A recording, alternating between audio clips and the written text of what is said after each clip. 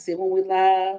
Hey, we are live. We are live. We are live. Welcome, welcome, welcome to uh, Dr. Sabrina Live. I am Dr. Sabrina, the people expert. I help people with people, even if that person is themselves. Because I say it here all the time, is that oftentimes you think it's somebody else that needs help, but it's really you standing in the need of some help. And so I do that, and I do that in a myriad of ways. I am a coach, I am a clinical therapist, I'm a speaker and a trainer. I'm an author. I'm a mama. I'm several people's aunties. I'm a mentor. I'm a big sister. I'm a little sister. All of that. But at the end of the day, I'm a woman.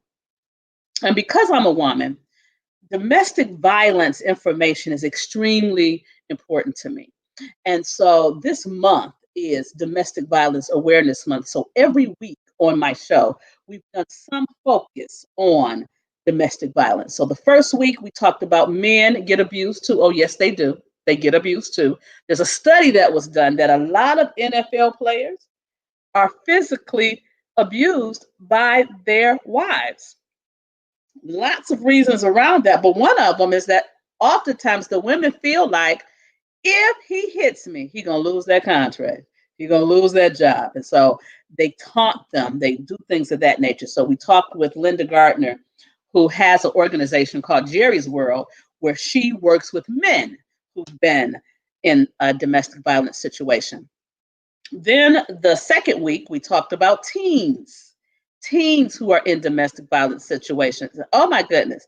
I didn't realize that there were 13-year-olds who are in domestic violence situations. They're starting earlier and earlier. So we need to shine a light on that. So Audrey Watkins from Alternatives from Girls was my guest on that show and gave us some amazing information. Then last week, we had Corporal Danny Woods, and she's with the Detroit Police Department out of James Craig's office. And she is the liaison to the LGBTQ community. And she shared her own personal stories and she gave some things. She was very transparent. And so we talked about how that particular community, especially with transgender, how they are abused, how they are attacked, how they are killed. And so it's a very dangerous, volatile existence for many of them. But this week, this is the trifecta right here, because we're going to talk about how death really is a reality in the domestic violence community world. And so I have three guests that I'm going to bring on screen with me, and they're going to tell us their story.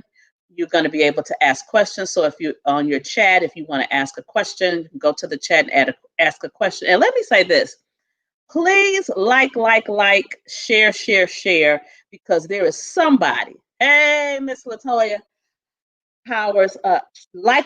Share, share, share. Ask people to subscribe to the YouTube page, my YouTube page. In fact, let me put it up here. I did a little ticker tape thing. I'm going to show that. So you can subscribe to the YouTube page to get that information and make sure that other people have the information too.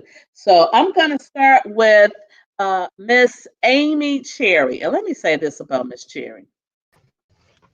Hey, Miss Cherry. If you Hi. ever look, oh, that makes me Had to mad. cut my spotlight on. Let me say this about Miss Cherry. Miss Cherry is just a phenomenal individual. Her story is heart wrenching. It really is. But what I love to say about her, she is more than a survivor.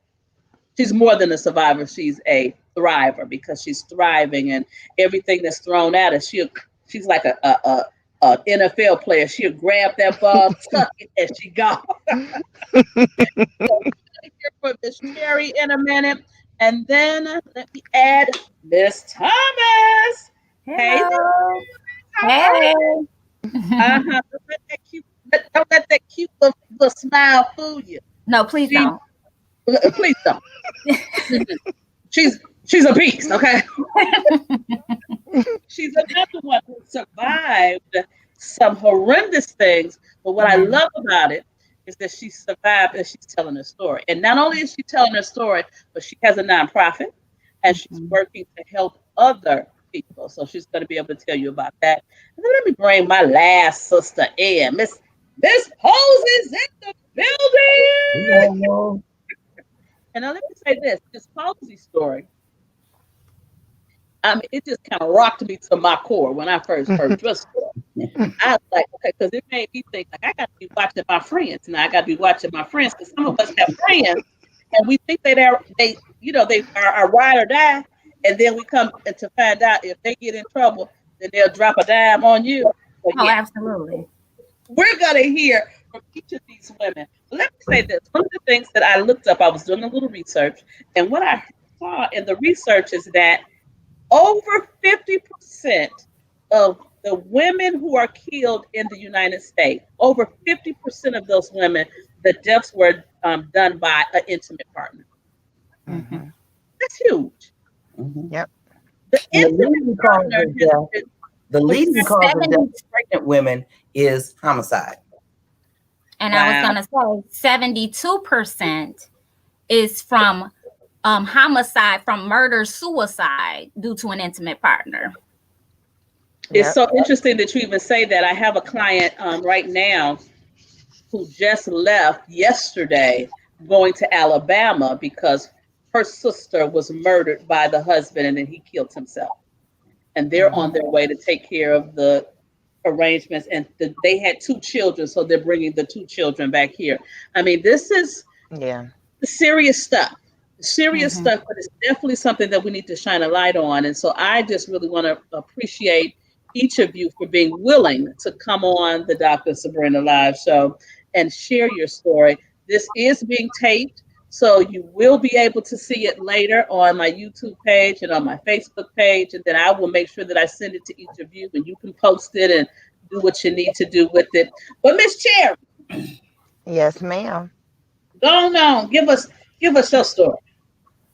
Okay. So my name is Amy Cherry. Um, I am a domestic violence and sexual assault survivor, thriver. Um, my first domestic violence situation was with my children's father. I was I started dating him when I was 16 years old. We have two children together. He used to slap me, choke me, that sort of thing. I never grew up in a home with domestic violence, so I didn't. I knew it was wrong, but I didn't think anything of it. I was in my mom's home. I told her, but she never, did anything about it. When I was 21, I was pregnant with our son. He jumped on me and he did this. He knocked my front tooth out while I was pregnant with our son. And I eventually got out of that situation. And maybe about like almost like 10 years later, I got into another relationship with the man that I thought that I would marry. Um, Only to find out that he was abusive also. Um, I was with him for 4 years, and in the fourth year, he like he just became severely abusive. Drugs and alcohol did play a role in it. He drank all the time, and he smoked weed. Um, I got tired of dealing with him, but my breaking point was when he went into the living room with my children, was playing a video game, and he pulled his dingaling out and he peed on the couch. And they came and they told me, and that night I figured, I'm done. So I took his while he was drunk sleep, I took his keys off of my key ring, and I figured that I would pack up his stuff when I took him to work the very next day. um it didn't work out that way. That morning, that night, when I was asleep, I guess he got up to go get a blunt, because how else would he know that I took my keys off of his key ring. um He woke me up screaming and hollering at me, telling me he's not leaving that easy, and if he can't have me, no one else can. He pulled his gun out. He shot at my head twice, and in the midst of screaming and begging him to put the gun down, he pulled me by my feet to the edge of the bed, and he started to pour gasoline on me. He had got the gas can out of the garage, and he started to pour gasoline on me. I was begging and pleading because he had the lighter in his hand. He eventually let me go to the bathroom, and I was in there, and I was just sitting in the shower with the water pouring down on me, asking myself, like, how did I get here? Um, I really didn't understand it. I was probably in shock also. But he came in there, he came in to the bathroom, and he said, I'm about to kill me and you both. You called the police. And I was explaining to him that I couldn't call the police because he had my phone. He allowed me, I talked him into letting me go to the door to, tell the police everything is okay. I ran out. The police surrounded the house and they arrested him. My son had seen that he had put the gun up under the radiator. So the police was able to take the gun. They took him to jail. They had him in jail for 3 days. In that 3 days, I obtained a PPO. They told me that they would call me for to press charges, and then the judge that granted me the PPO told me that I should get a weapon. I asked her how do I go about that. She said I had to take a test, register the gun, and all of that. I did all of that while he was in jail. I got him served while he was in jail because I knew I wouldn't be able to do it without a problem. Because this man knew my schedule, because he had lived with me for the past 3 years, soon as they let him out, he was right back at my house. He would be out there every morning that I would, take put my kids on the bus or go to work. So it was a very hard situation because he looked at the PPO as a piece of paper. And even when I would call the police and have them come, he would be gone by the time that they got there. A few times they did get there when he was there. And one time they told him, take a walk. Another time they came and they didn't do anything, so it was kind of pointless. I played the taking them back game. He never changed. When the court will rewind, before I even took him back and everything, when I had the court date with him about shooting at me and pouring the gasoline on me, the judge said, well, Miss Cherry, what do you want us to do? And I said, he needs to go to jail. But that's not what they did. They had his dirty gun. That's not what they did. Me and him walked out of there together, and he was laughing about the whole situation. They put him on probation for 1 year, and they didn't even charge him with his gun. Can I ask a question? Yes. You say they had this dirty gun. What does dirty gun mean? It was not registered. Okay. It was not registered. He did not have a license to carry that. He bought it off of the streets. So isn't there supposed to be some type of law about when you have a gun and it's not registered, you're supposed to do 2 years? I thought it was Yes. a mandatory 2 years if you got a dirty gun. Yes. I think back then it was 5 years. Okay. And he also had other gun, like other gun cases that he had got caught with dirty guns, but they never gave this man any time. They never gave this man any time for it. They always threw it out. It was I know right before I met him, he had a gun case, and they took him to jail, but they didn't do anything. So yeah. Let me ask this question too. You said that before you met him, he had a gun case.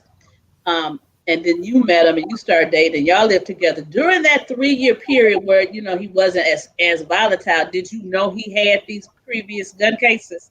Well, he told me. Well, I found out when I caught my case. That's how I found out about the previous ones. Okay, okay. That's how I found out about the previous ones. I So wasn't. he never shared that he had all this going on in his past. No, this man had over 20 years of domestic violence. Also, yeah. So the judge gave. I signed a paper for him to take domestic violence classes, anger management, AANA. Like I checked off like stuff that didn't even have anything to do with him, just so that he would have to get some help. Um, so fast forward to 2013 to 2013. Um, One day he he raped and sodomized me, and when he got off of me, I got my gun and I was screaming at him. I was asking him why would he do something like that to me, and he told me, "Bitch, get the fuck on." And he was walking up on me with his fist balled up, and I raised my gun and I shot twice. I never seen any blood, but he was still coming for me. So I was able to get out the house, and I was able to get to a neighbor's house where I had my neighbor call the police. um they said that I fully cooperated. They said that I was in shock. They took me to the hospital and they did a rape kit, and then they arrested me. They took me to the detention center, and I asked them why was they arresting me, and they told me that this is standard procedure, that I did shoot him, and this is just how it goes. So this was my first time ever in jail, in handcuffs, in the back of a police car or anything. um 2 days later, homicide came, and they told. I asked them why was homicide seeing me, and they said, well, nobody told you he died. And like I don't know, like my world was just. I didn't honestly, I didn't know what to do. It was I didn't mean to kill him. um they talked to me. I told them everything. I never asked for a lawyer because I figured, tell them what happened, tell them the truth. And then on top of that, I was law illiterate. I'd never been to jail, so I told them everything that happened. Um, they came. They said justified homicide. They let me go home. Um, I found out that I was pregnant behind the rape. I got my first abortion. Maybe 3, 4 months after that, the police came to my house. They surrounded my house. It was my son's birthday. I was making him what he wanted for his birthday, filet mignon and picking green beans. And I looked out the window and the police was everywhere. So I knocked on the window and told them, go to my back door. But I wanted to know what was going on. And once I let them in, they said, "Oh, you know what's going on. You know what you did. We have a warrant here for you for first-degree premeditated murder." And all I know is that I was cleared of anything months before. So I didn't understand. They arrested me and they took me to Wayne County Jail. In Wayne County Jail, they arraigned me, and yeah, I was just locked up facing first degree premeditated murder. When I seen the judge was the same judge that when he shot at me and poured the gas on me, and I asked, was that a conflict of interest? And they told me that I watched too much TV. So this judge was about to be the judge for me shooting him and killing him. So she bonded me over to Frank Murphy with second-degree murder. Um, I I asked for a bail and she gave me a bail. I bonded out and I was waiting for trial. While I was bonded out, I obtained a lot of information. I could not get the rape kit, but I was able to go to the hospital and get that report. That report described my vagina and anus as rips, tears, and lacerations. I found out, I got all the police reports. That's how I found out that he had over 20 years of domestic violence. But they couldn't give me those reports because my name wasn't on it. But the names that was on there was his children's mothers. Um, they had to call the police on him over 50 times, 20, 30, 40, 50 times, but neither one of them ever pressed charges on the man. So my lawyer would not subpoena the records like the officer told me that I would have to do to get those records. So I wasn't able to get those. But during my case, I wasn't the police reports, my gun registration, none of that was allowed into evidence. I found out the reason I could not get the rape kit was because the Frank Murphy judge wouldn't allow it to get processed. She said because he did not use a condom, it was probably consensual. And I said, well, do rapists serial rapists that don't use condoms, that's consensual? Oh my God. However, I I lost in trial. I lost in trial. At the end, she gave another instruction for manslaughter. And that's what they convicted me of, the manslaughter. And they gave me 2 years for my gun. And I found that strange that it was a registered gun. And my mind was like, well, they never even charged him with his gun. Why am I being charged? And however, they shipped me off to prison. And while I was incarcerated, um, I was sexually assaulted by a woman. I continued to put in grievances. This lady was a lifer. I put in grievance after grievance, and they wouldn't do anything. And it was like I was just stuck in a lifer unit with 2 years to go, being touched on my butt by this old lady. I eventually won my appeal because I filed an appeal and I was brought back to Detroit. In the appeal, it states that the judge made a mistake with my sentencing, but the courts was going to honor her decision, but they were going to send me back to her because it was out of their jurisdiction. So I had to go back to this lady, and I couldn't understand how you're admitting that she sentenced me wrong, but you were going to honor her decision. So I went back and she said, well, I'm going to cut the time just a little bit. I'm not going to give you time served.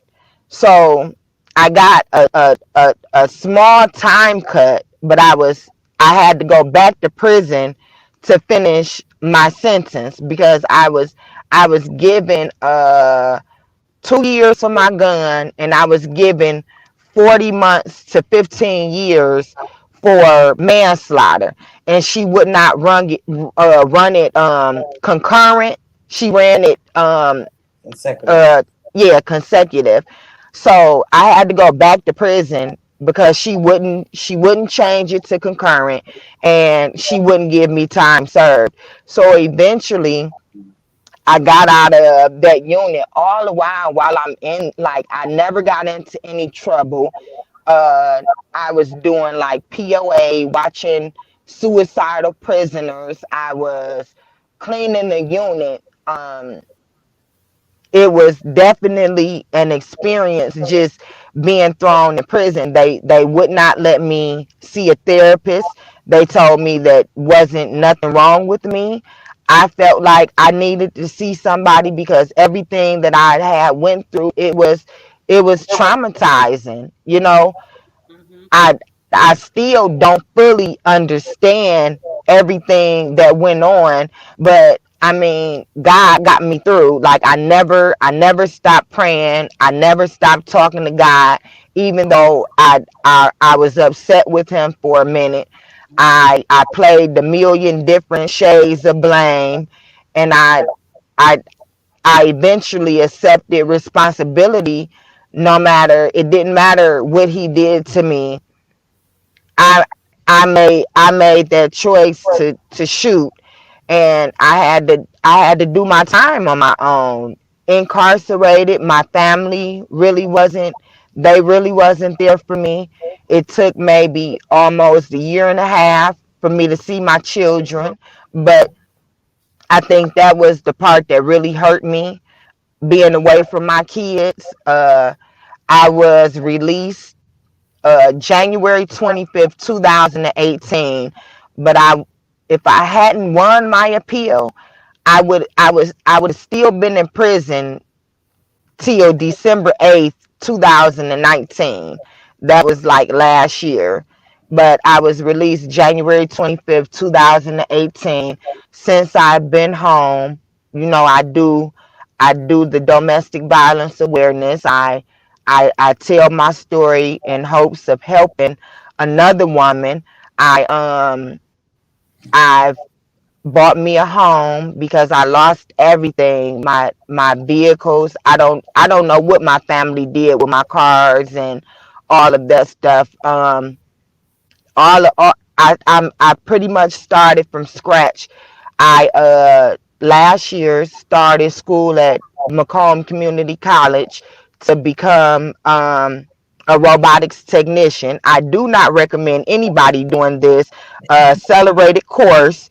I went to school for like 6 months, Monday through Friday, from 8 a.m. to 5:30 p.m. I do not recommend it because it was very hard, but it paid off.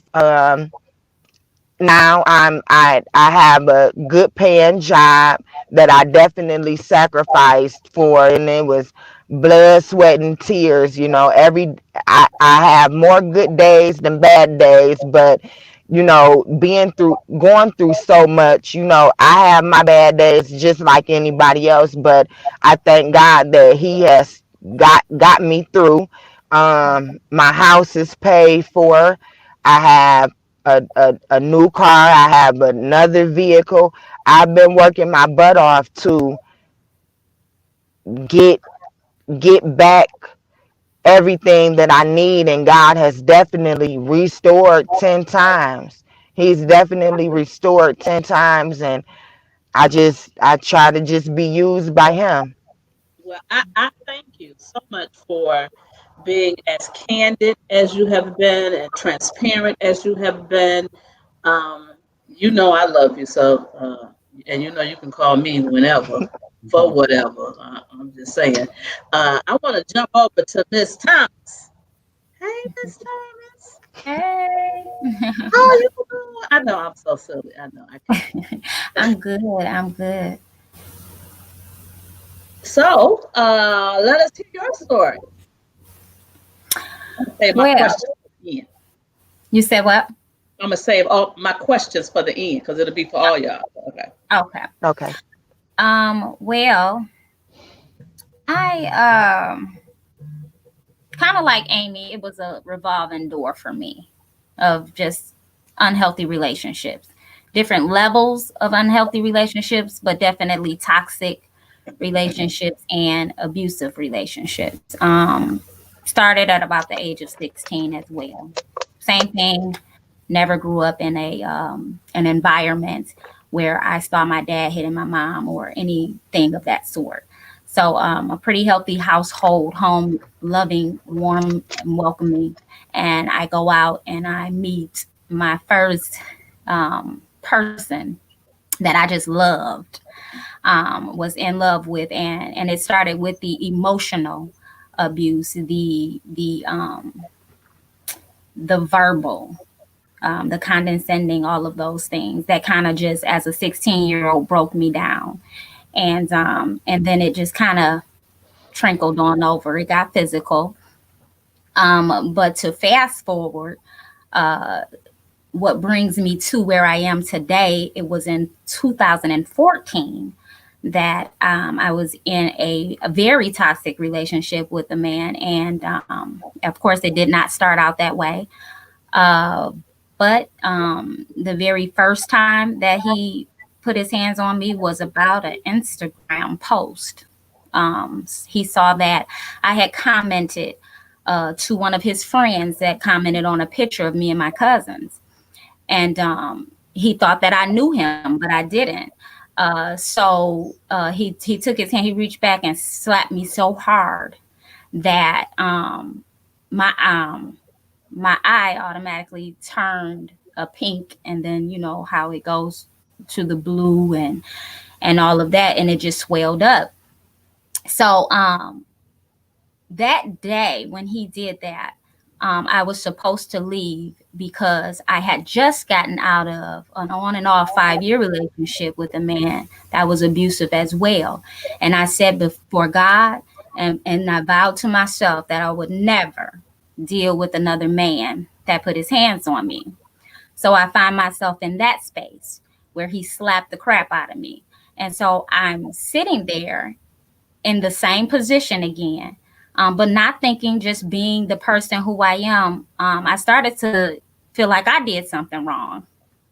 And surprising enough, he was not remorseful that he had slapped me.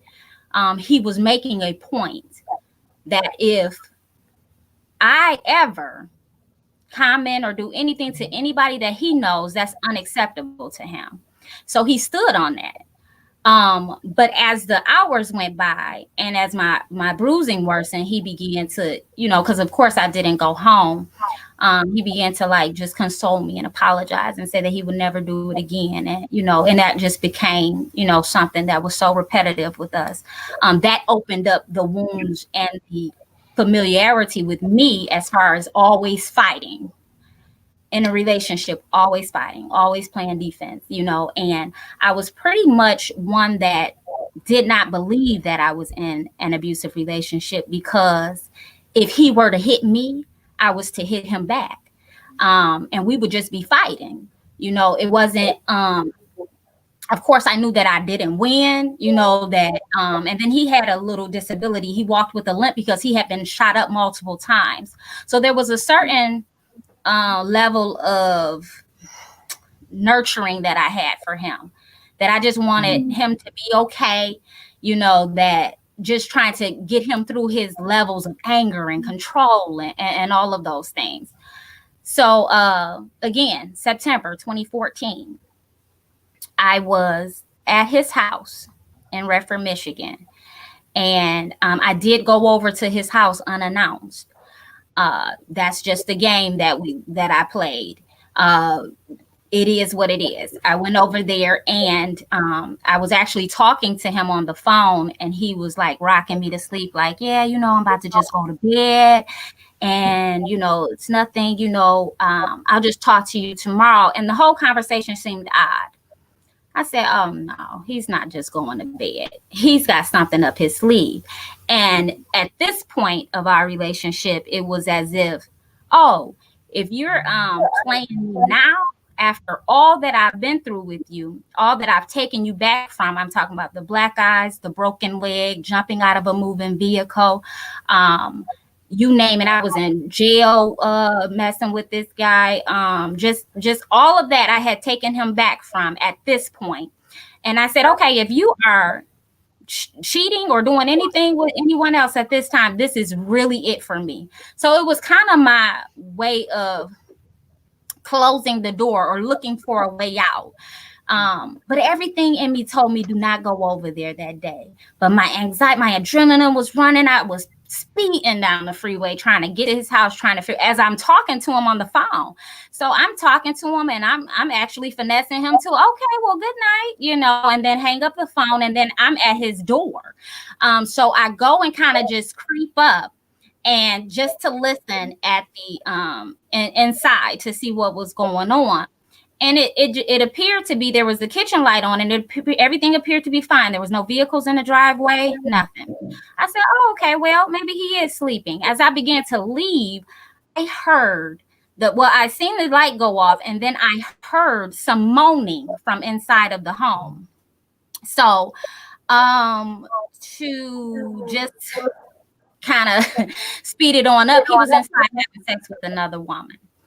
And I was banging on the door. He would not open up. I had just gotten off the phone with him. It was within the matter of minutes. I mean, I can hear him slapping butt cheeks, and it was going down right there in his home. So I'm infuriated. You know, this is my boyfriend at the time, and we've been through a lot within less than 2 years. So I really was at a breaking point with him. So I said, you know what? I know what to get him out the house. I went to his garage and opened his door to his Jaguar, and the alarm set off.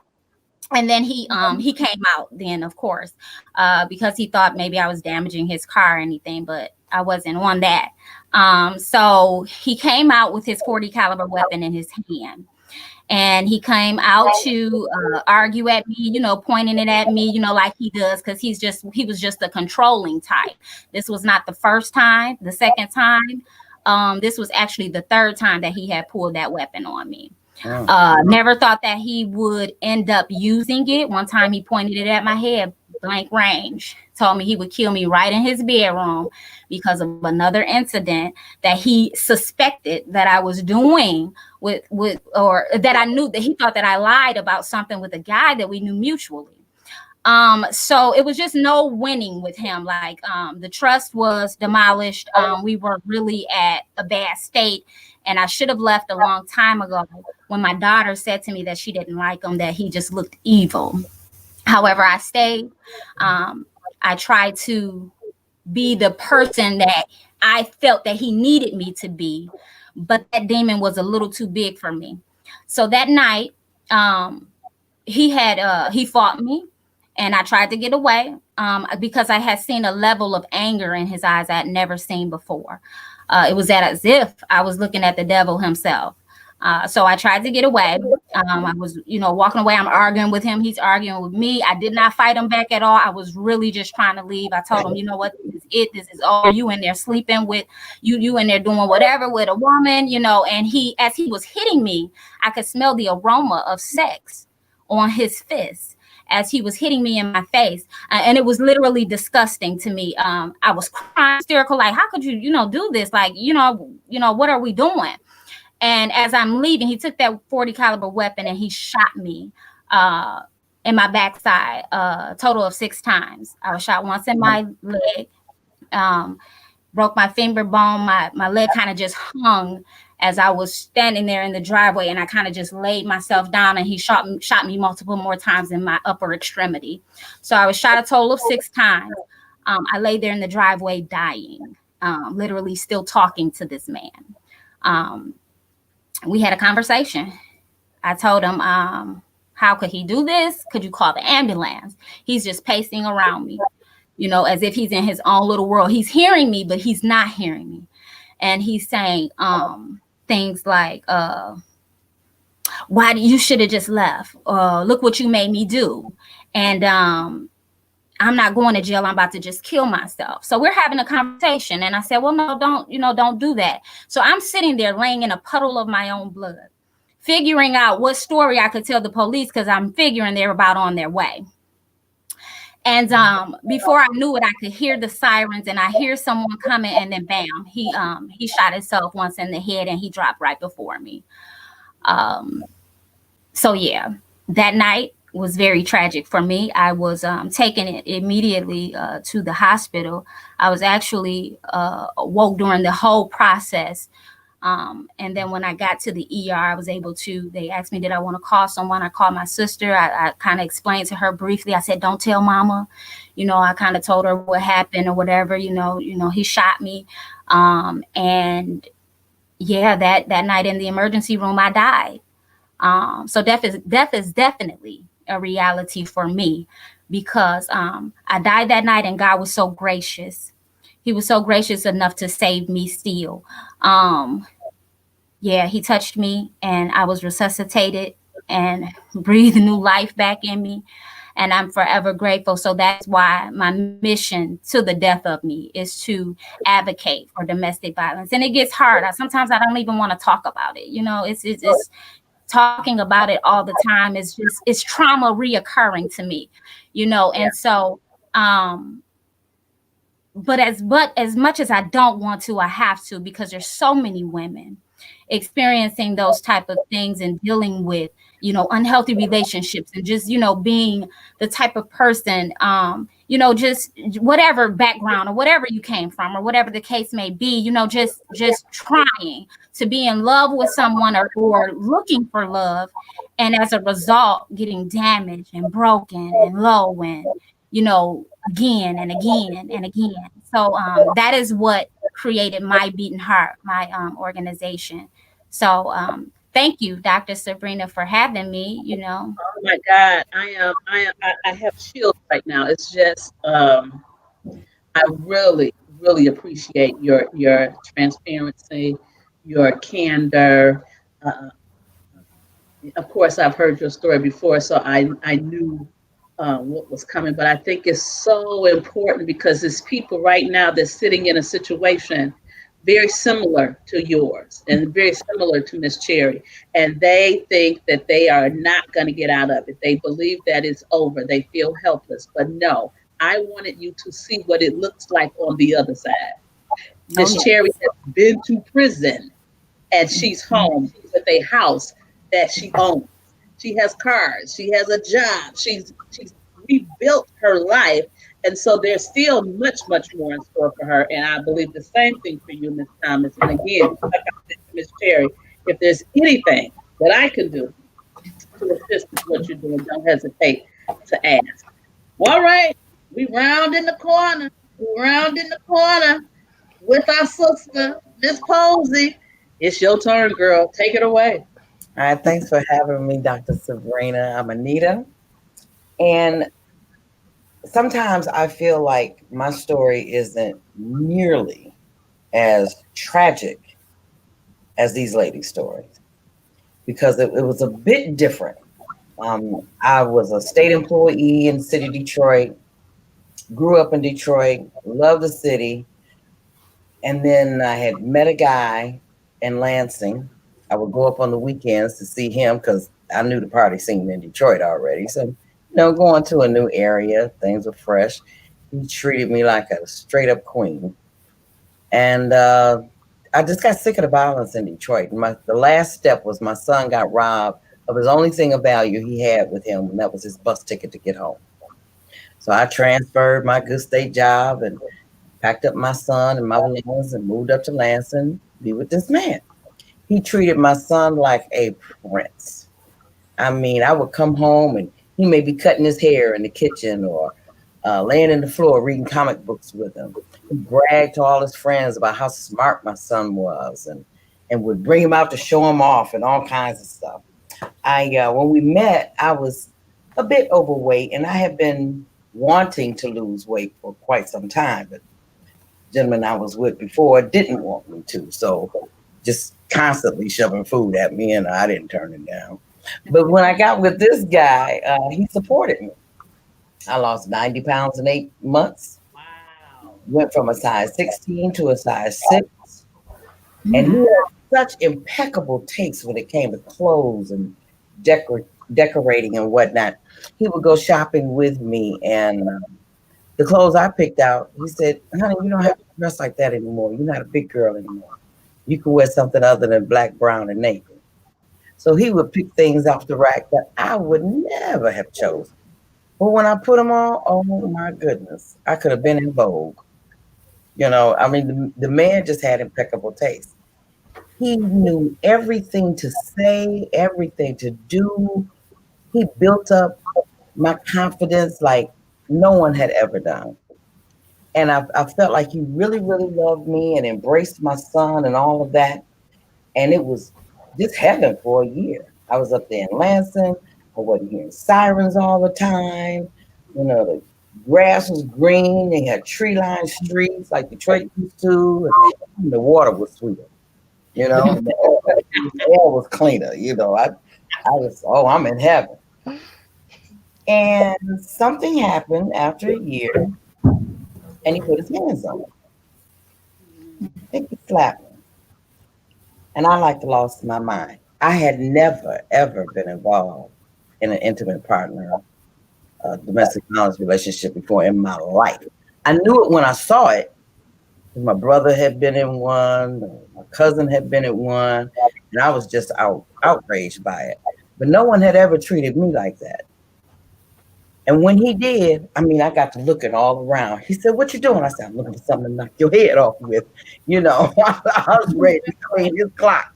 I said, "No, I'm better for you." I dialed 911 and called the sheriffs out there, and they came out. And he was cool, calm, and collected, and I was, of course, hysterical. Who they listened to? Him. And left me there with him. Didn't take him anywhere. Things had calmed down. I didn't have any marks on me, nothing they could do. Now, mind you, this was back in 1985. So domestic violence wasn't the hot button topic that it is now. So time went on. He hit me again and I left him. Over the course of 7 years, I left him 4 times. I filed 11 police reports, had him locked up 11 times, but I never saw the inside of a courtroom. I've never faced a judge. They never called me to press charges. And I even called the jail and told them the first time I had him locked up, he can't come back here. Tell him, don't even try his key because it doesn't work with him. And they told me I couldn't do that because that was his legal residence. I'd have to take him to landlord tenant court. I said, "Are you crazy?" Yeah. So like I said, time went on for 7 years. This was on again, off again thing. And it wasn't an every week thing or even an every month thing. He may be good for 2-3 months and lull me into a false sense of security and up jump the devil. Or else I wouldn't have stayed that long. And then when he was good to me, he was remarkably good to me. My father and I had been estranged for quite a few years, like over 10 years. He brought my father and I back together. He used to drive me to Canada to spend weekends at my father's house he had built on the lake. And I had never been there before because my father and I had fallen out about his relationship with my mother. And he would do things like, for my birthday, one year, he told me to just take off work for a week. And took me on a little road trip through London, Ontario, and Toronto, and Windsor. We stayed places. We went to some clubs, went to shows, had dinner. And I would always fall asleep on the highway. And he'd have to wake me up, when we stopped for gas or whatever. So this one time he woke me up, and my cousins that I had not seen for 5 years, first cousins, were standing in the car at the Peace Bridge in Buffalo, New York. And we had been to Niagara Falls and everything. And he knew that they were my heart. My mother was dead. My couple other siblings had died. These were the people that I was really, really close to. So, he would do hurtful things like that, would just draw me in even more. much like a predator grooms a child that they want to molest. Well, one night, after 7 years, I was changed. I had a baby who wasn't his, though, because I had gotten tired of, waiting on him to come home from his other woman, know if he was going to hug me, hit me, kiss me, or kick me. I didn't know which one he was going to do. But he knew this was not his child. Mm-hmm. But he accepted him anyway. He found out after a year that this was not his child. But that had nothing to do with anything. One night I was changing the baby's diaper, and he was coming up from the basement where he would always turn off the light at the top of the stairs because of the glare in his TV. He was very meticulous about a lot of things. And he didn't want to walk through the dark to get upstairs. And he yelled for me to turn the light on. I said, well, wait a minute, I'm changing the baby's diaper. And it was taking longer than he wanted me to. So he yelled at me again, and I'm rushing through the diaper change, and I go turn on the light. He comes upstairs, puts his plate and cup in the sink, and punched me dead in the chest. Once he crossed the room, he ended up picking me up, slapping me around, and throwing me down on the floor. And I just couldn't understand all of this because of a light. So he's going to bed, and it's still early yet. Oh, one thing I neglected to mention. He was a corrections officer for 7 years, but lost his job. And against my better judgment, I went along with him selling powder cocaine to just his friends. And because crack had not made it to Lansing yet. Once crack got there at 86, his recreational use and his friend base grew. And that mixed with that Crown Royal just made him mean, just straight up mean. So this one night that he beat me because I didn't turn the light on, he's going to the bedroom and the baby is coming out, and he just shoves the baby aside. And it's in the hallway, so it's kind of tight. And the baby goes into the wall, like 2 feet away. So I jump to my feet, get to the baby, checking him for injury, asking him what's wrong with him. You don't do the baby like that. What's your problem? And he just throws his hand over his shoulder like, so what? I couldn't understand that either, because this boy was his life. I mean, when the baby was born, if he'd had breast milk, he'd have fed him. He'd have nursed him. So as I'm checking the baby and laying him down, getting him a bottle and everything, he says, and I'll do whatever I want to whoever I want in this house, and whoever don't like it, that's just too damn bad. And I really don't understand this. I mean, yeah, I was used to him hitting me every once in a while, but not just every once in a while, too often. But it still wasn't, like I said, a regular thing. But never the baby. So as I'm laying him down and comforting him, he says, and if my dinner ain't done when I get up, I'm going to beat your ass again. And something rose up inside of me and just screamed no. And as I looked into the kitchen where I was cooking his dinner, before my eyes focused on the pot, they focused on the gun that was on the ledge. Something just took over me. I picked up the gun. I walked to the bedroom. He had just gotten in the bed, and I shot him in the back of the head. He sat up, cussing at me, yelling my name. And I just wheeled around because I was on my way out of the room. I wheeled around and was shaking my hand with the gun in it, telling him, I don't care what you do to me, but you don't do that to the baby. And I can't really even tell you what all I said because it's all just really a blur. It's like an out-of-body experience. And that's when I must have shot him a second and third time in the head. He said, all right, baby, all right. And just laid on down. He didn't plop down and he just laid down. So I left up out of the bedroom thinking, let me make sure I put this gun back on the shelf because he always got something to say if you don't put something back where you get it from. And that's what's going on in my mind. Baby started crying. I rock him back to sleep. When I go to wake him up, after I get together what I want to say to him, I can't wake him. And that's when I found out that I had killed him. Now I'm really panicking. Straight up panic, fear. I called 911. I couldn't let the call go through. I called them again, told them I hit the wrong number on speed dial, because I just couldn't see myself telling these people that I just killed this man. But the main thing was I was afraid of what his family would do with him. Yeah. Even though they were aware of the abuse, but still blood is thicker than water. You know, he had a couple sisters like, you need to get away from him. One sister even tried to introduce me to somebody. And, you know, like I said, they all knew about it. His mom knew about it. We were all on the phone together one time. And his mother said, you better stop putting your hands on that girl, because if she do something to you, ain't nothing I can do. Nita ain't going to do nothing to me. You know, that he was just so confident. Because he had been doing this for years before I met him. See, when I met him, I was 28 and he was 37, I believe. They had been doing this for years and years to all different kind of women. Well, I was so afraid of what his family might do. I called a friend of my sister's in Detroit and told her I had some things I wanted to donate to her, household items. But I just didn't tell them about this one package I wanted them to put on the truck. So I told them, rent a truck, come on up. They did.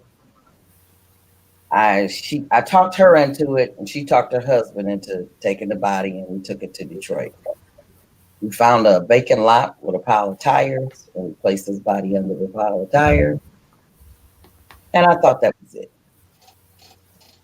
Not so. Not so simple.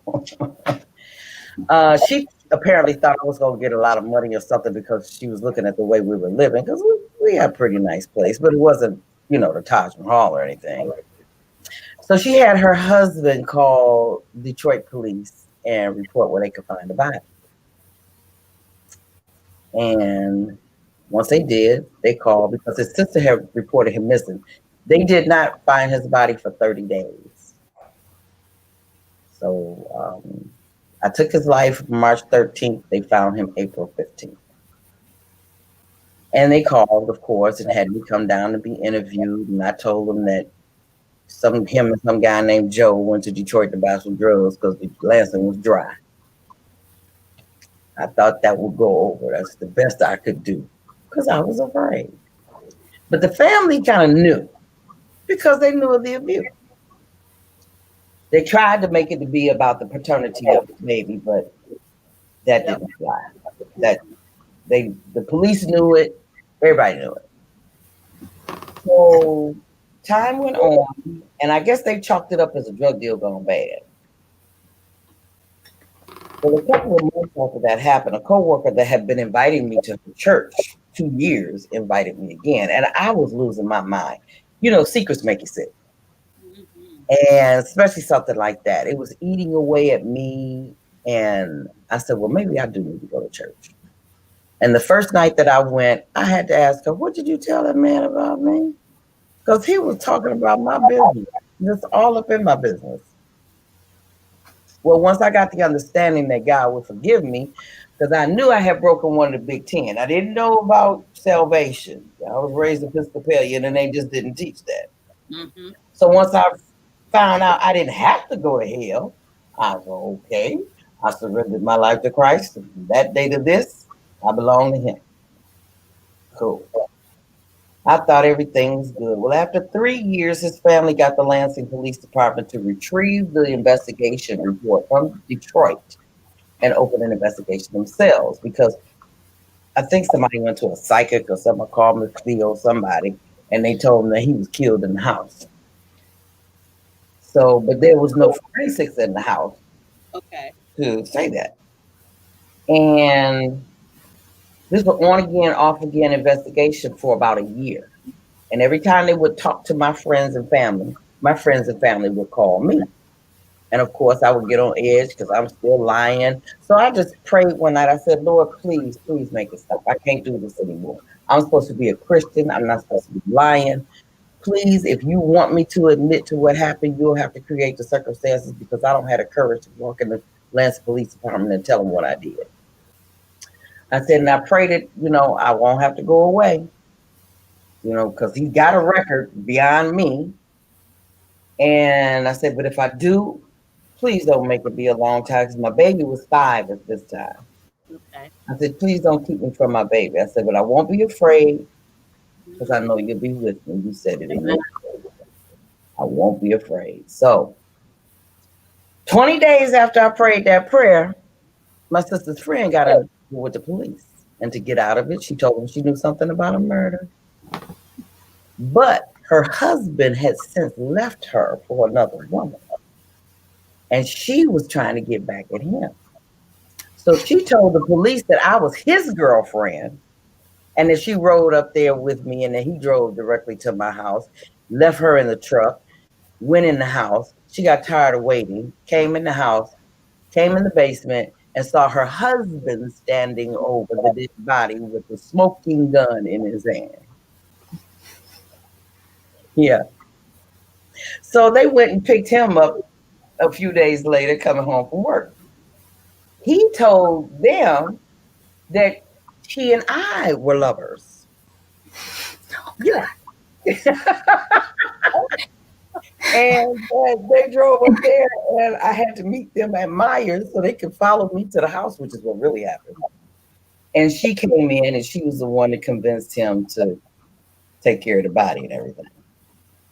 Well, he has since been in rehab like 4 or 5 times. He worked at Ford's. And, you know, as long as you go to rehab, you come back, get your job back, you're good till the next time.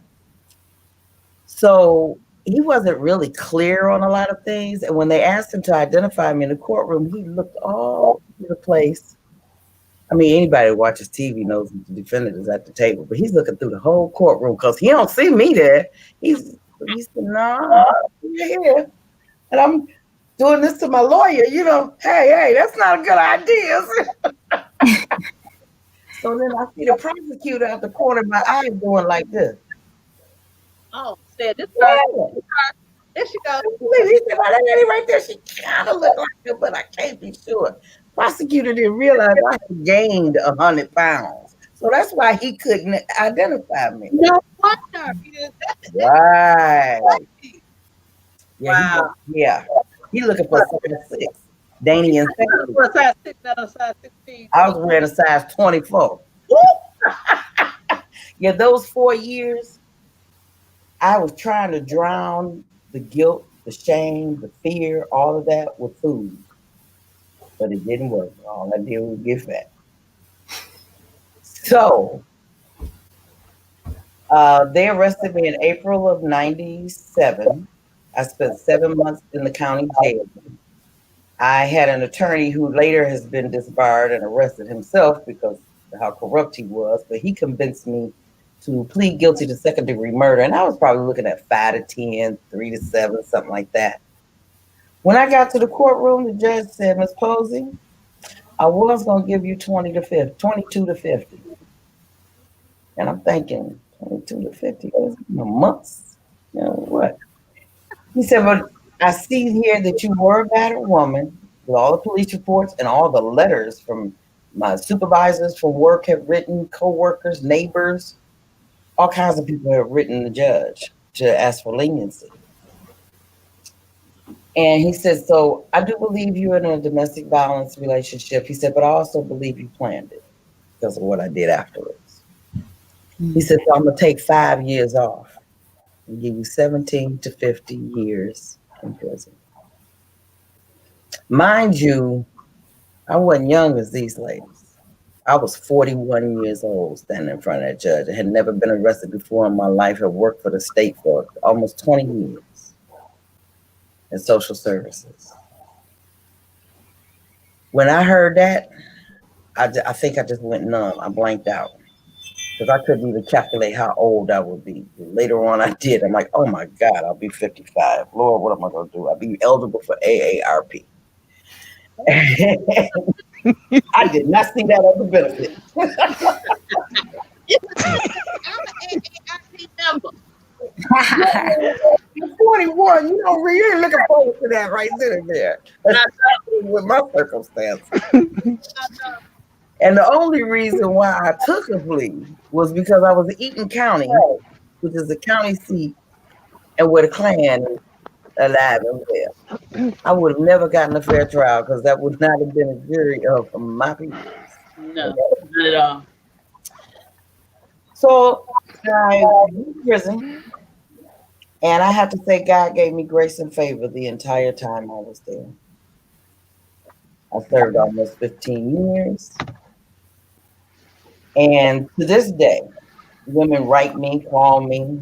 When I see staff, they want to hug me. Well, not with Corona, before Corona, they want to give me a hug.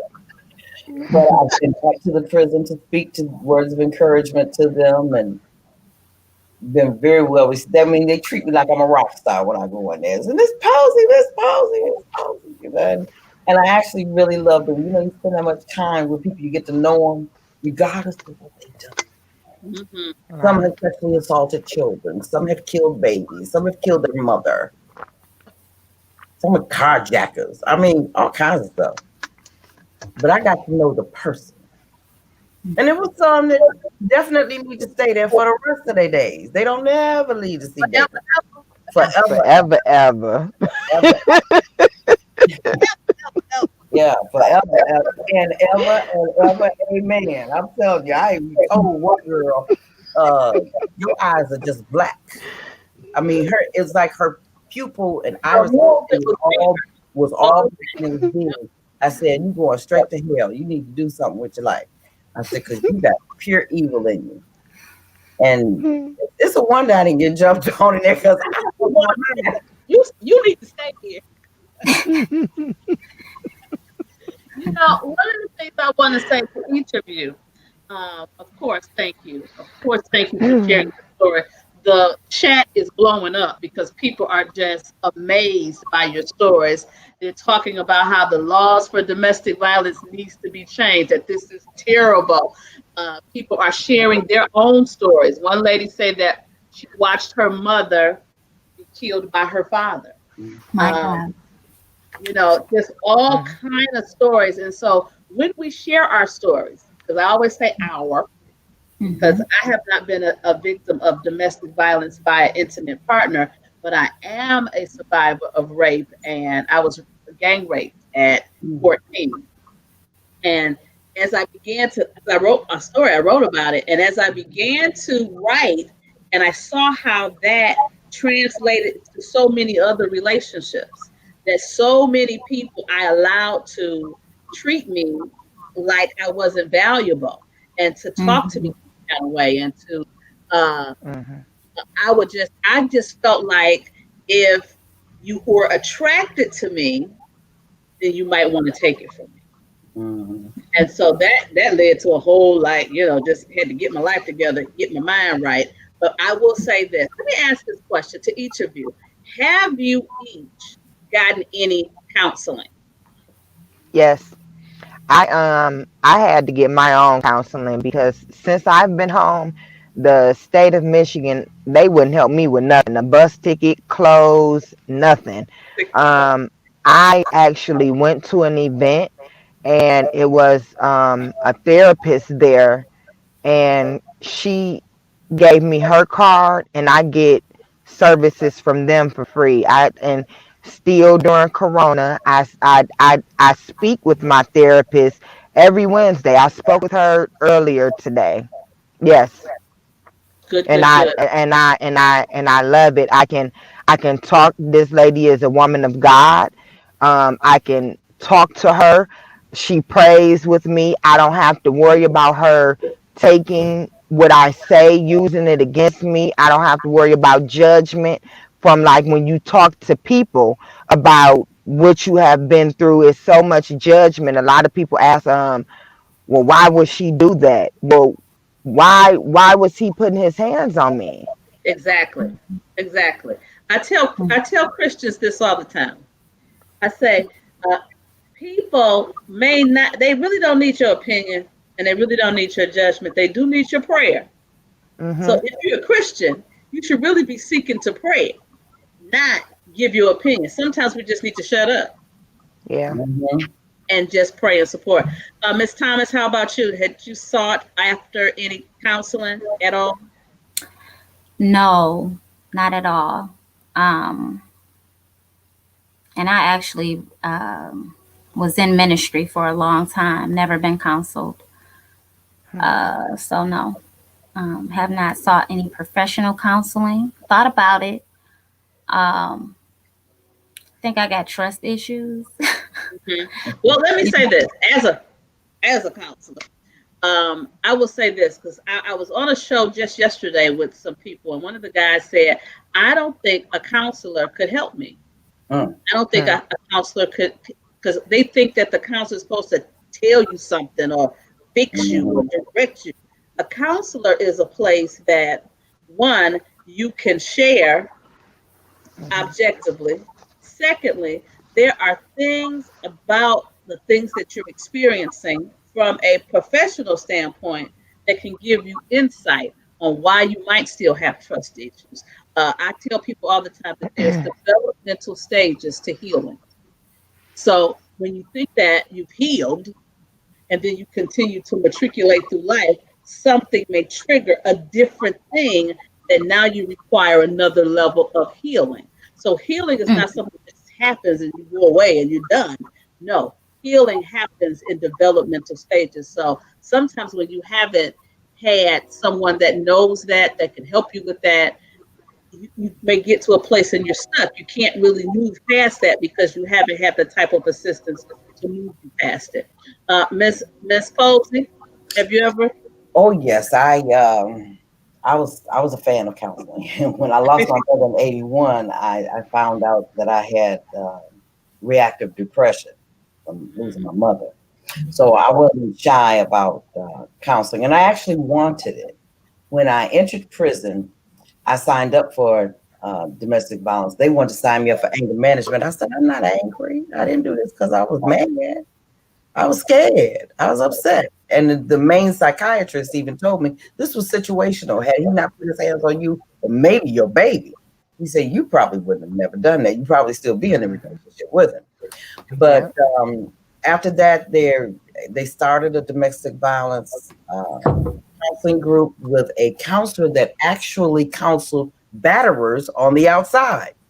So he had a twofold. Different spin. He was a Christian pastor. So it was really great. So then years later, they sent Safe House into Huron Valley. Oh yeah, okay. Yeah. And during the first week that we had, there was like 6 or 8 weeks, something like that. And I think we met 2 times a week.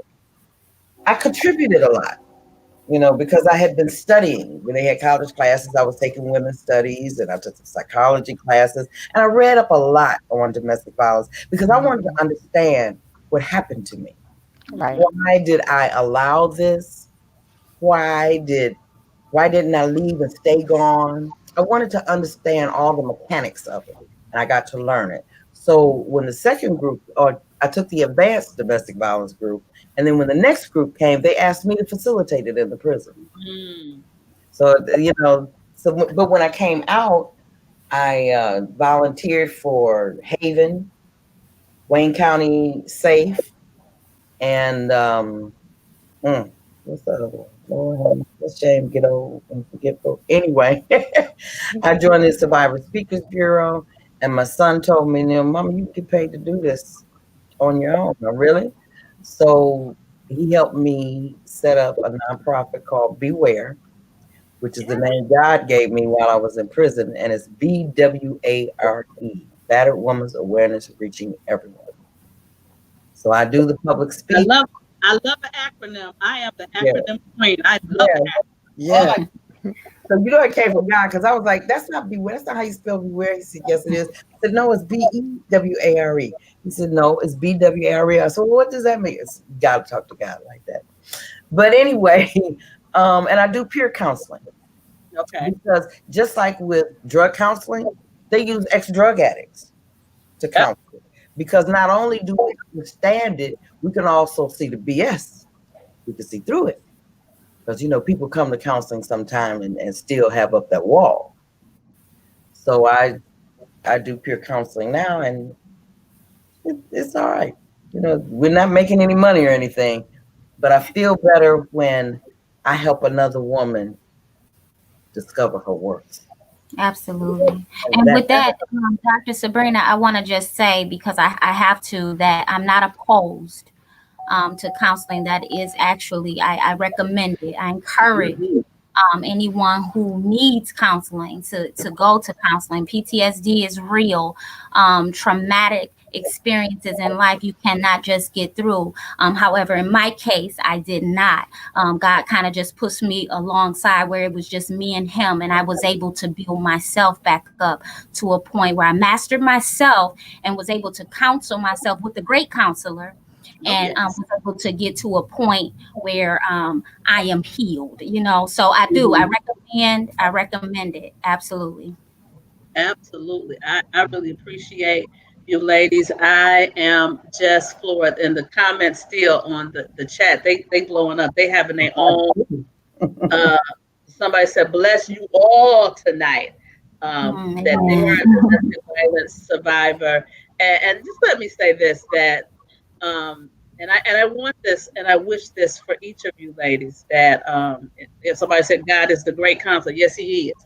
And I tell people all the time, you can't have God and a counselor too, because I'm an evangelist, so anything that I do, the Holy Spirit is using. You can counsel me, Dr. Sabrina. Come on. And I do want to say one thing. I've been going to rehab because I had my right knee replaced. I had my left one replaced too. A residual effect of years of being beaten in my knees with the pots and pans I cooked this dinner in. Wow. But I had to tell my therapist while she's pushing on my leg and tears are streaming down my eyes. I told her about my situation, and I said, sometimes I have an echo trauma, which is basically PTSD for domestic violence. And what it does is when she's pushing my knee and she's trying to tear up the scar tissue and everything, the pain is a certain level or time of pain that takes me back to the pain that I was feeling, or the feeling of pain, the feeling of abuse, and tears just stream down my face. And she understands that I feel so bad and I call myself that young girl that stayed in there, that didn't understand her worth. We teach people how to treat us. Come on. By whatever we allow to go unchecked. But when we check them and say, no, this is not acceptable, this is a deal breaker, we have to stand up or stand behind that word. And if it happens again, if you allow it, if you allow that chance, if it happens again and we stay, what are we telling that person? We tell that person we don't like it. It's wrong. But I'm going to put up with it. And I saw Rabbi Shmuley on Oprah, before she signed off for the last show. And he said, and domestic violence agencies don't like me to use this line, but it's true. And I wish I had heard it long before. The first time he hits you, you're a victim. The second time, you're a volunteer.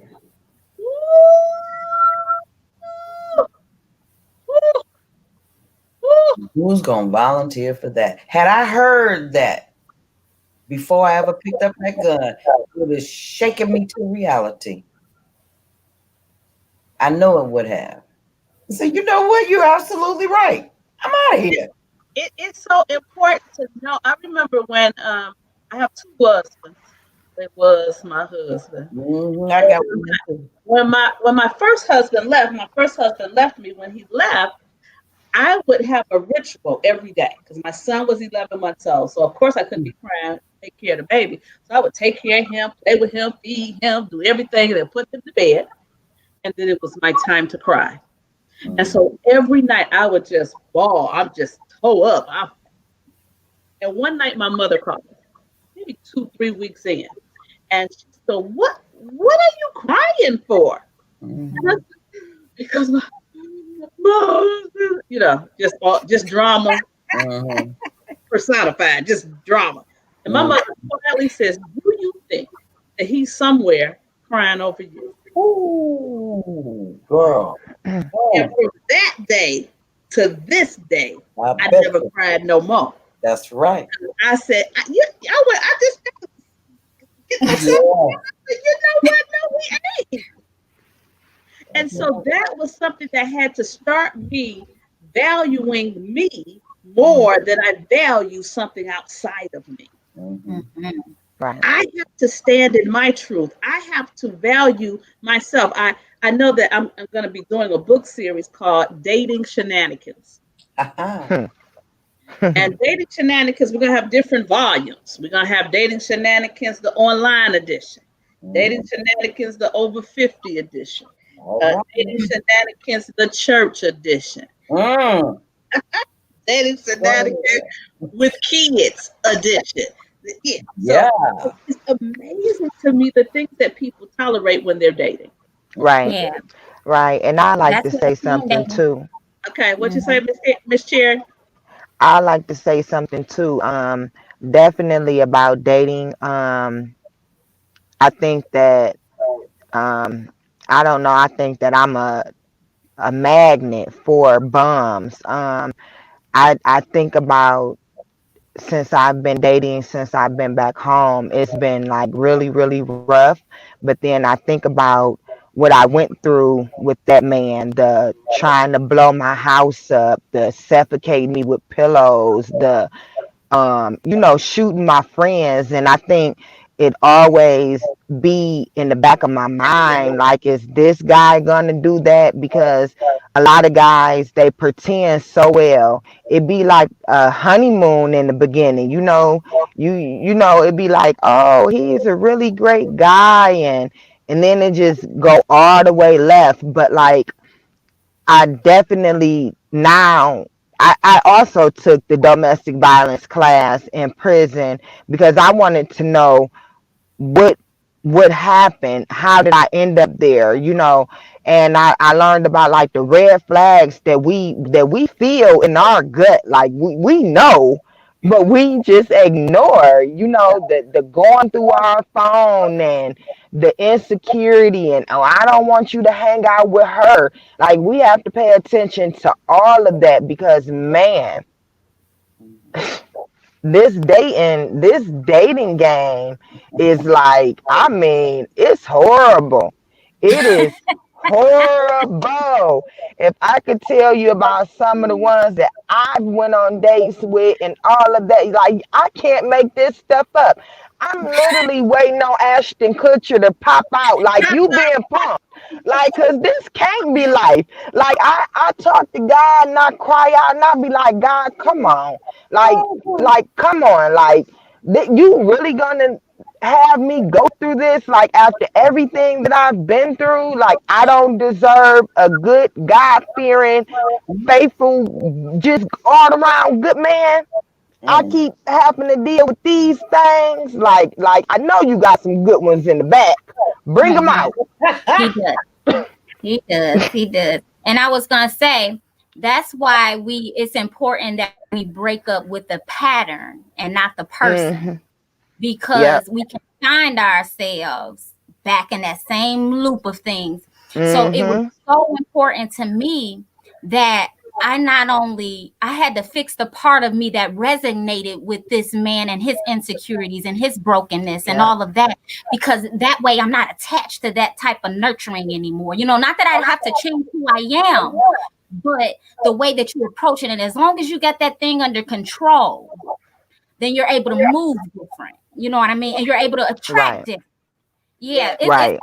I got you, sis. I understand completely. It can be It horrible, but can that's be why teen dating violence is so important. yes. February is Teen Dating Violence a month. They are as young as 12 years old Yes. being abused physically by their Hmm. partner. Yeah. Same sex relationships, all of that. That's why Yep. advocacy is so important, because it's crucial.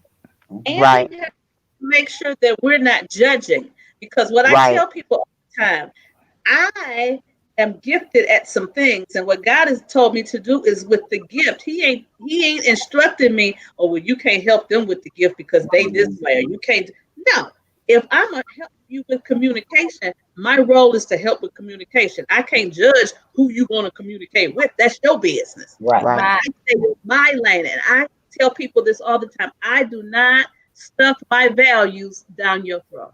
There you go. I can't do it. I cannot do it. And so I really try to live in love. I try to first love God. I do 2 things every day. I sing a love song to God every day. And then secondly, I sing a love song to me. There you go. Believe there was a time that I did not love me. I didn't like all this chocolate. I used to think that it was ugly. I used to think that all but now I tell you can't handle all this chocolate. I know that's right. I know that's right. Diabetic, combo, So you know what? I do not. to love Yes. everything that you're working with. I do not envy these young women who are in the dating world. Now I know Taya has a very nice young man. No, I don't. Oh, no more? What? I'm sorry to hear that. The nice, he wasn't that nice? Resuscitated available now on Amazon.com. Okay. I thought he was such a sweetheart. But Because I thought we met him. Didn't we meet him? they always are at first. We, They you know, do. we date their representatives. See, we need that representative. Look, Amy. You know. Amy crazy. And Right. That you get that pretender. They frauds out here. I'm trying to tell you, they frauds, let me tell you Don't I something. know? imposters. Yeah. Don't I know? Look, Yeah. I'm gonna sip some. Yeah. Cheers. Sip from the cup of tea. That's what you do. But let me I tell you suppose something. we have gone way over my time. Oh, My battery is about to go out. But I want each of you to tell our audience where people can find you. If they're looking for you, what products you have, things of that nature. So I'll start with you, Miss Cherry, since you were the first to go. Okay. I'm still working on my nonprofit and my book and everything. Dr. Sabrina is going to help me out with all of that. You can find me on Facebook at Amy, Living My Life Elizabeth. And on Instagram is Elizabeth _ Kershey. That's German for cherry. Hold on. Okay, so that's on Facebook. Maybe I'm trying to write for the comments. Hold on. And then what is it on Instagram? It's Elizabeth _ Kershey. That's German for Elizabeth Cherry. It's ELIS ELIS ELIS ABETH _ KIR SCHE. Okay. And that's on Instagram. Yes. And then on Facebook it's AIMEE.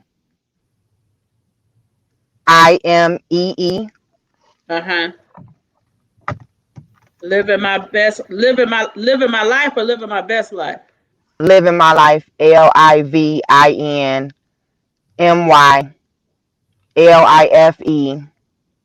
Elizabeth ELIZABETH. Got it. Okay. Thank you. Miss Thomas? You can find me. Go to my website. Visit my website www.mybeatenheart.org. Hold on. .org. And it's B10, not B10. I got B10. B10. Not beat like my heartbeat. Okay. Yeah. Yeah. Thanks, Anita. And Facebook, Tyra Thomas. That's me. Again, I'm an author now. I have birthed something special. I'm so godly proud of this. It took me 6 years to put this into words and to writing. So Resuscitated is now available on Amazon.com. You can reach out to me through either way, Facebook or my website to purchase a book. But yeah, that's how you can reach me. Wonderful. And Miss Posey. Well, I'm on my personal Facebook is just Anita Posey, nothing fabulous. Beware's Facebook page is BWARE, or you might have to put in Battered Woman's Awareness Reaching Everyone. Hold on, because you I'm talked about Facebook, okay, and then say what Beware stands for. Battered Women's Awareness Reaching Everyone. Battered Women's Awareness Reaching everyone. Right. All right. The website is www.beware, BWARE dash IPVP, which stands for Intimate Partner Violence Prevention .org. So that's beware dash IPVP.org.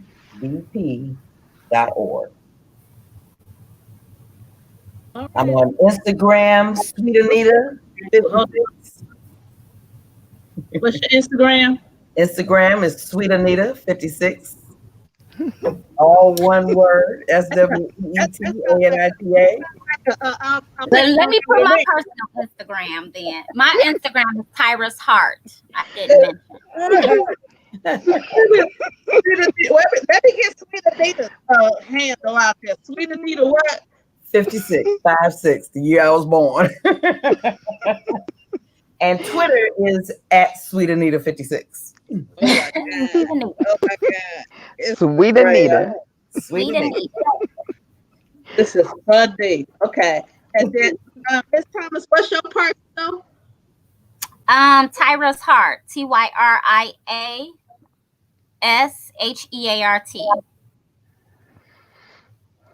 All right. We got you, ladies. I want to thank you so much. As soon as this is over, it'll be on my Facebook page, which is Dr.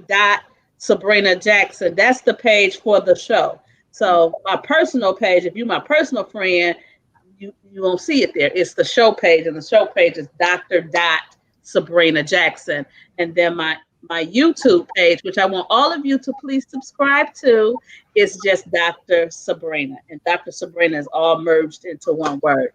I want to thank you, ladies. I want you to have a great, amazing evening. Thank you so much for sharing. I just know that this is going to be a blessing to so many people. And you got a little gift coming from me. So each of y'all text me your addresses, because I'm going to send you something. Oh, how nice. Nature. Yo. You got to be good to people. Yeah. So you all have a good one, and tune in next Wednesday for more of Dr. Sabrina Live. Thanks for having us. Thank Bye-bye. you. Good night, ladies. Bye. Good night. Nice seeing you Love all. you. Love Good you night. All Love right. you. Love you too. Bye-bye. Bye. How do I get out of here? Oh, I guess I just closed the window. Okay.